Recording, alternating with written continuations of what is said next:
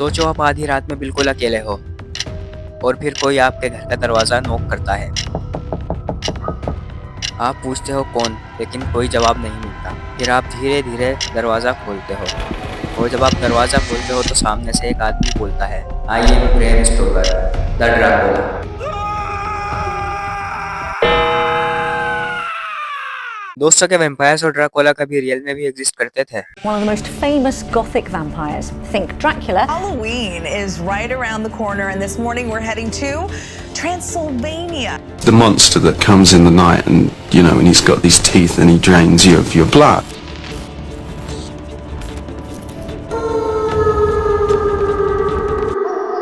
दोस्तों, के वैम्पायर्स और ड्रैकुला कभी रियल में भी एग्जिस्ट करते थे? सबसे पहले हमें वैम्पायर और ड्रैकुला इन दोनों लफ्जों का मतलब समझना बहुत जरूरी है। सबसे पहले हम बात करते हैं वैम्पायर लफ्ज की। ये लफ्ज 3 अलग अलग लैंग्वेज से मिलकर बना है और इसका मतलब है एक ऐसा क्रिएचर जो रात में जिंदा होकर इंसानों का खून पीता है। और बहुत से लोग ये समझने की गलती करते हैं कि वैम्पायर और ड्रैकुला दोनों एक ही क्रिएचर हैं, लेकिन ऐसा नहीं है। पहले हम ये जान लेते हैं कि ड्रैकुला लफ्ज का मतलब क्या है। ये एक रोमानियन लैंग्वेज का वर्ड है जिसका मतलब है ड्रैगन का बेटा या शैतान का बेटा।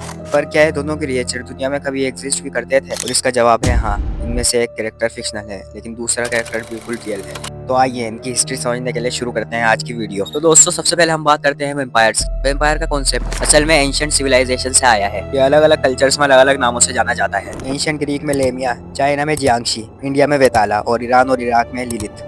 लेकिन इन सब वर्ड्स की मीनिंग्स बहुत ही ज्यादा शॉकिंग है। सबसे पहले हम बात करते हैं लेमिया नाम की। इस नाम का मतलब है एक ऐसी औरत जो बच्चों का खून पीती है। इसके बाद जियांगशी यानी एक अनडेड क्रिएचर जो लोगों की लाइफ चूस लेता है। और इसी तरह इन सब वर्ड्स की मिलती जुलती मीनिंग्स हैं। लेकिन वैम्पायर्स पॉपुलर होना 14th to 18th सेंचुरी के बीच में हुए। उस वक्त वैम्पायर्स का खौफ इतना होता था कि लोगों को लगता था अगर कोई शख्स अचानक से मर गया या किसी बीमारी की वजह से या फिर किसी हादसे की वजह से मर गया तो वो कब्र से उठकर दूसरों का खून पीने आ सकता है। और इसी वजह से बहुत से लोग कई इलाकों में कब्र खोलकर लाश का गला काट देते या उसके दिल में वुडन स्टेक मार देते थे ताकि वो वैम्पायर बनकर उठकर ना आ सके। लेकिन फिर 1730s में पहली मर्तबा ऑस्ट्रेलिया की रिपोर्ट्स में वैम्पायर वर्ड का यूज हुआ।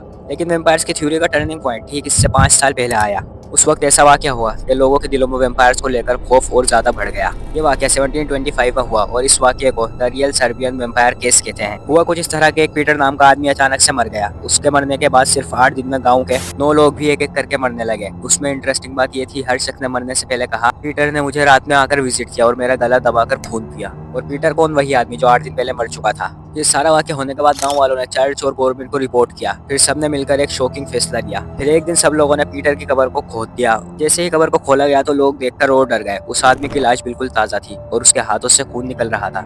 उसके नाखून और बाल भी बढ़ चुके थे। चेहरा लाल था जैसे जिंदा हो। ये सब देखकर वहाँ के लोग बहुत डर गए। लोगों ने उस लाश का दिल निकाला और आग में जला दिया और लाश को वुडन स्टेक से गाड़ दिया। और फिर शॉकिंगली ठीक उसके बाद ही सारे वाकयात होना बंद हो गए। लेकिन क्या ये सब वाकयात रियल भी थे? आज के कुछ साइंटिस्ट मानते हैं उस वक्त जो लोग पीटर की डेड बॉडी देखकर डर गए, उसकी डेड बॉडी की यह हालत किसी वजह से हो सकती है। जो सिम्टम्स उस डेड बॉडी में नजर आए वो इस वजह से हो सकते हैं क्योंकि डेड बॉडीज में कुछ दिन बाद गैसेस बन जाते हैं। इसकी वजह से मुंह से खून निकलता है और बॉडी बिल्कुल फ्रेश लगती है। और शायद इसी वजह से लोग इस बॉडी को जिंदा समझने लगे। और जो लोग एक एक करके मर रहे थे वो टीबी जैसे वायरसेस की वजह से हो सकता है, क्योंकि उस वक्त लोग साइंस को इतना नहीं जानते थे और इसी वजह से लोग समझने लगे कि ये वैम्पायर का काम है। और वो लोग जो ये कह रहे थे कि पीटर ने उन्हें विजिट किया, ये सब कुछ डर की वजह से या फिर अटेंशन ग्रैब करने के लिए कर रहे थे। ये थ्योरी तो साइंटिस्ट पेश करते हैं, लेकिन हकीकत क्या है? और हकीकत भी यही है कि वैम्पायर कभी एग्जिस्ट ही नहीं करते थे। लेकिन वैम्पायर्स की तरह एक और ऐसा क्रिएचर है जो बिल्कुल रियल है और वो एग्जिस्ट भी करता था।